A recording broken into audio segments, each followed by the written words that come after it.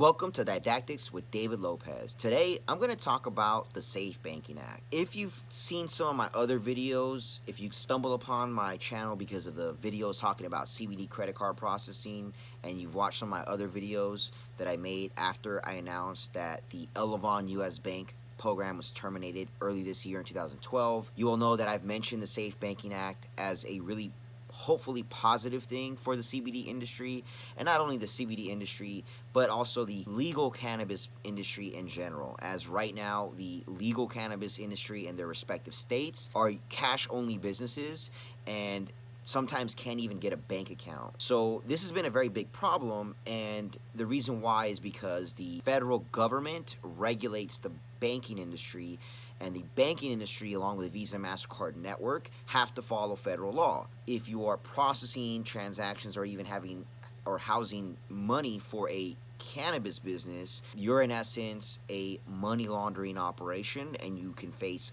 federal charges from the federal government. That's been the big problem with this. The Safe Banking Act was a bipartisan bill that was proposed, I believe, late last year or the middle of last year, but it's been out there for a while. It's a bipartisan bill. I know they say you're not supposed to talk about politics when it comes to business because not everyone's going to agree with you, and you don't want to shy away anyone doing business with you over politics, but this is something that's very relevant.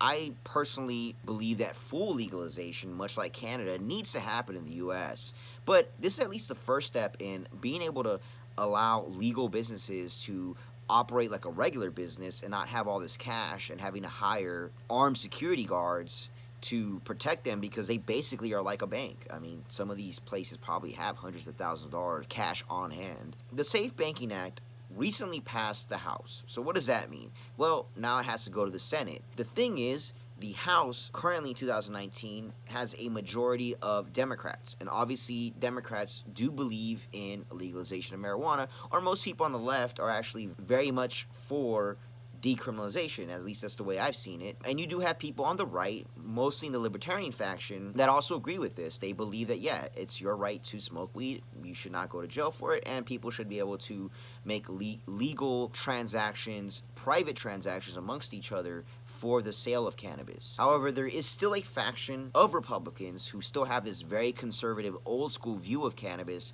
and they view it as a drug. They think it's a gateway thing, and oh, think of the children. I'm going to be honest with you, legalizing marijuana in the US not going to encourage children to smoke weed any more than they already have been encouraged for the past 30 years, or I would say even the past 50 years or 60 years, with all of the popular music and artists and just pop culture in general embracing cannabis. Kids are gonna smoke weed regardless of the law. If anything, some would say cannabis probably won't be viewed as such a big deal, and kids probably won't be as tempted to do it because it's one of those things. If it's taboo, then we shouldn't do it.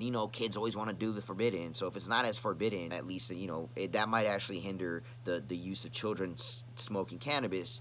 And another thing to be said about that is, say it's a gateway drug, but really the gateway is when someone smokes weed. If you're a young person, you smoke weed, and you see like, oh, this is not that big of a deal. Why are they saying it's illegal and oh, we shouldn't do it when it's really not that big of a deal? A lot of people do it. Are they lying about things like cocaine? At least by making it fully legal, we can kind of get away that stigma of it being illegal drug, and then we all kind of agree, okay, it's just something like alcohol. It should be used responsibly. There's obviously some side effects and things, but just like alcohol or tobacco, if grown adults want to smoke and act responsibly, that's fine. And kids will grow up in a world where it's legal. It's like alcohol. You shouldn't be doing it as a kid, but it's not a drug. It's not on the same level as things like cocaine and heroin and methamphetamine. So all that being said, the conservatives that do hold the majority in the Senate, which is where the bill needs to get passed next, don't sound very favorable. And I've actually covered this in one of my other videos, the last video I believe on the Safe Banking Act, where I think Lindsey Graham has already expressed that he's not very concerned and doesn't like the idea of banks being able to work. The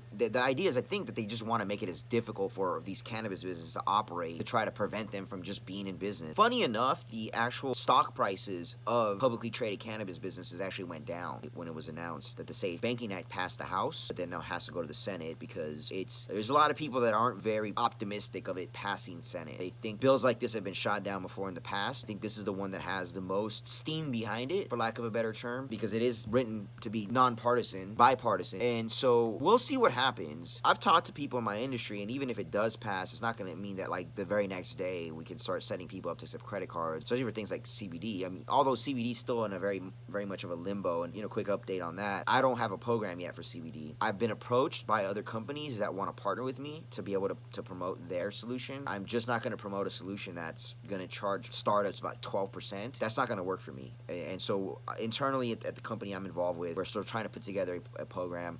We were hoping to have one by the summer. We're now in October. I don't really see anything happening until possibly about early 2020. Again, I don't want to come up here and now say, hey, I have something, and then set a bunch of people up, and the rate's just way too high. It puts people out of business. And then when I actually do have something internally with a rate that makes more sense, which is what we were putting people on, the rate that we're putting people on back since 2013, that I know is fair, I can't then try to market to everyone I send to this other company, because the agreement we will have with them says that we can no longer solicit anyone that we refer to them that gets set up with them. So that's why I don't have anything right now. So I'm working on it, but we'll see. I mean, just the big update, obviously, the Safe Banking Act did pass the House. A lot of people thought it will. The biggest hurdle now, I think, is running the Senate. I'm not the most educated on politics and how bills work. This bill is probably the one that's got me the most interested in the way a bill gets passed. Obviously, the hemp farming bill was a big deal, but I didn't catch a wind of that until I think when it was already assumed that it was going to be passed. This one I've been following a lot more because my industry wants to work with the legal cannabis industry badly. I mean, there's a need for your industry, if you're in the legal cannabis industry, to be able to accept credit cards at your store, at your dispensary, on your website, but you can't. And